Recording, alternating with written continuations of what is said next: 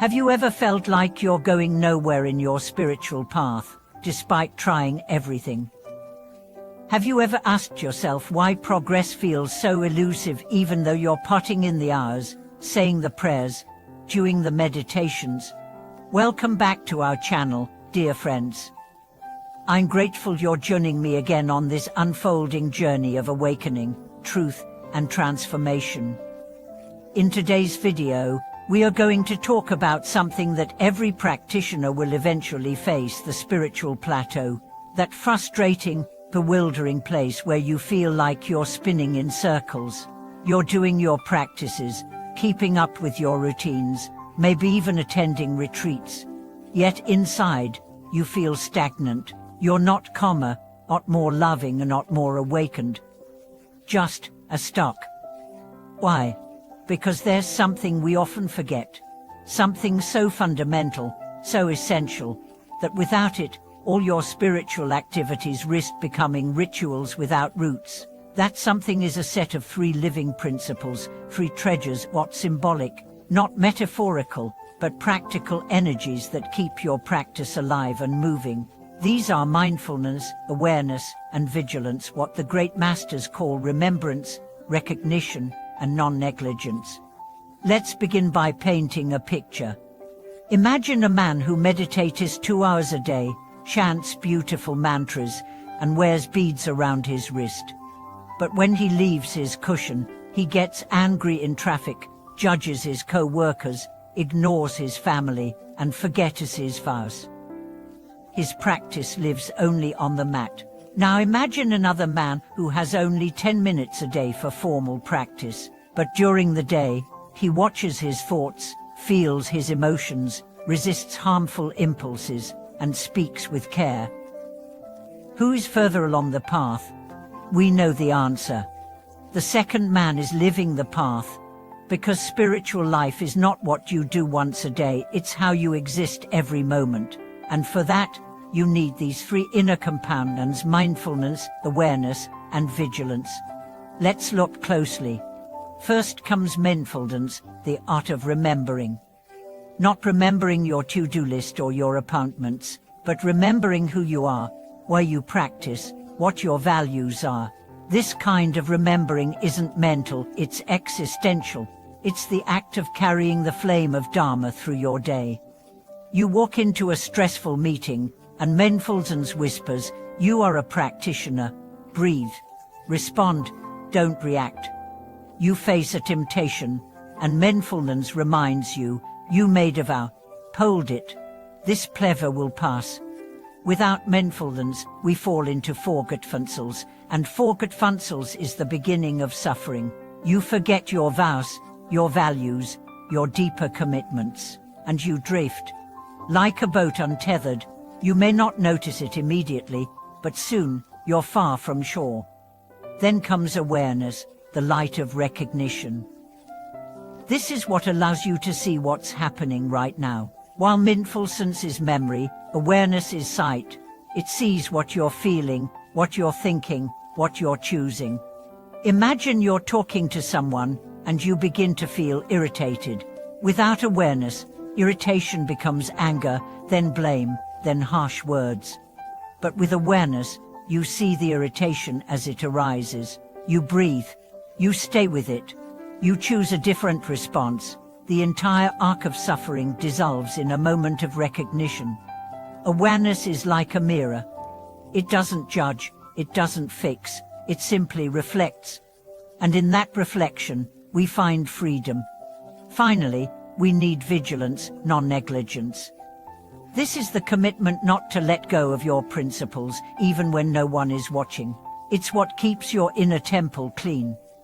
It's what allows you to be the same person in public and in private.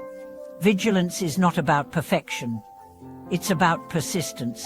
It's saying, even when I fall, I get up. Even when I fail, I recommit. Even when I'm tired, I remember the path. Together, these 3 qualities, mindfulness, awareness, and vigilance, form a circle of protection around your practice. They make every action part of the path. They turn washing dishes into meditation, They make waiting in line an opportunity for compassion. They transform a mistake into a teaching. Let me share a story. There was once a young man who asked a master, "Why can't I progress? I meditate daily. I keep the precepts. I study the sutras." The master replied, "Because you only practice in pieces. Your path is like sunlight through a broken mirror, scattered, inconsistent. You must make your entire life your practice." The young man asked, "How?" The master said, "Bring your mind with you. That's the essence of today's teaching. Bring your mind with you. Don't leave it on the cushion. Don't leave it in the temple. Carry it with you to the market, the office, the kitchen, the bedroom. When you're in a conflict, remember who you are. When you're bored, observe the boredom. When you're joyful, share it generously. Every moment is a Dharma gate, but you must be awake to walk through it. Here's something practical you can start with. Before every major action, speaking, eating, texting, reacting, pause. Take one breath. In that breath, ask yourself, who am I right now? Am I being who I want to be? Am I awake? That breath will save you 1,000 mistakes. That moment will anchor you. You can also place reminders throughout your day, a phrase on your phone wallpaper, a string around your wrist, a post-it on your mirror. These are not decorations. They are lifelines. They are anchors to the present. Because let's be honest, we forget. We get caught. We lose ourselves. That's not failure. That's human. But the path is not about never forgetting. It's about remembering sooner, returning faster, falling less deeply each time. So if you feel stuck, ask yourself, am I practicing only in form, or am I practicing in life? Do I remember the path when things get hard? Do I recognize my mind in the middle of the storm? Do I guard my vows even when no one else sees? If the answer is no, don't despair. Just return. Right now, this moment. Take a breath. Feel your feet. Open your eyes. That's practice. That's progress. And over time, these tiny returns will become a river that carries you, gently but steadily, to the ocean of awakening. Let me close with this. Spiritual life is not about escaping the world. It's about being in the world differently, with your heart open, or mind present, your actions aligned, and for that, you don't need more mantras. You need more mindfulness. You don't need more rituals. You need more awareness. You don't need perfection. You need vigilance. These three treasures are not hidden. They are waiting in every moment.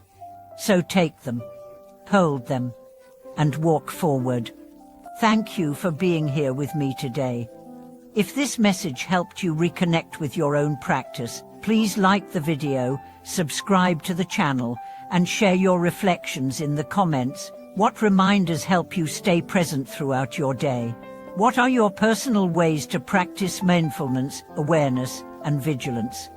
Let's grow, not just in ritual, but in presence. Not just in knowledge, but in truth. Thank you for watching this video.